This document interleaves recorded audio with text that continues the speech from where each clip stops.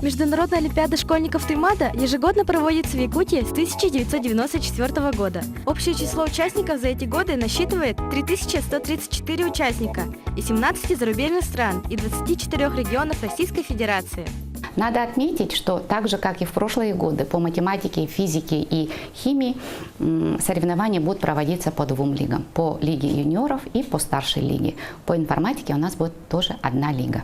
Традиционно задание Международной олимпиады школьников Туймаада по всем предметам отличает тем, что это задачи супер уровня, во-первых, да? Это очень оригинальные авторские задачи.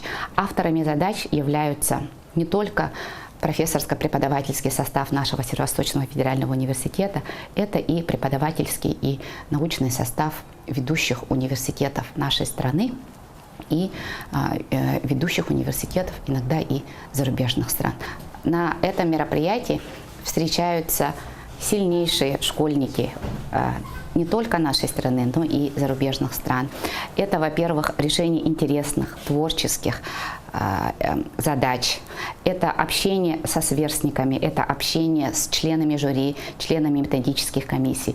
Самое главное в Олимпиаде не просто победа, но и участие, чтобы потом ребенок после Олимпиады сказал: да, я был на этой Олимпиаде, да, было сложно, но я понял, как можно эти задачи решать, да, и в каком направлении дальше двигаться. Максим и Артур будут защищать честь республики на Олимпиаде Туймаада. Максим Андреев участвует на этой Олимпиаде уже в 4-й раз, а недавно он стал призером Всероссийской олимпиады школьников по математике. На Олимпиаде Туймаада я становился 1 раз призером и 2 раза победителем. Также я становился призером Всероссийской олимпиады школьников по математике и многих других олимпиад. Как для тебя проходила Олимпиада Туймаада? Участники приезжают в физико-математическом форуме «Ленский край», затем происходит открытие Олимпиады, и после этого на завтрашний день первый тур Олимпиады. Все участники приходят в свои аудитории, садятся за столы и пишут Олимпиаду 5 часов. Да, за это время они должны решить 4 задачи. Да. Затем второй тур на следующий день, и там точно так же 4 задачи и 5 часов. Времени дается так много, потому что задания являются нестандартными и довольно сложными, поэтому требует много времени на их выполнение. Полностью погружаешься в процесс решения задач и получаешь удовольствие от их, и как от самого процесса решения, так и от результата. От Олимпиады Туймаада я ожидаю, в этом году она проходит 25-й раз, и потому это должно быть довольно интересно, ведь это юбилейный год, и тем более в рамках международных интеллектуальных игр, то есть должны приехать более сильные школьники. Участие в Олимпиаде Туймаада – это ценный и незабываемый опыт.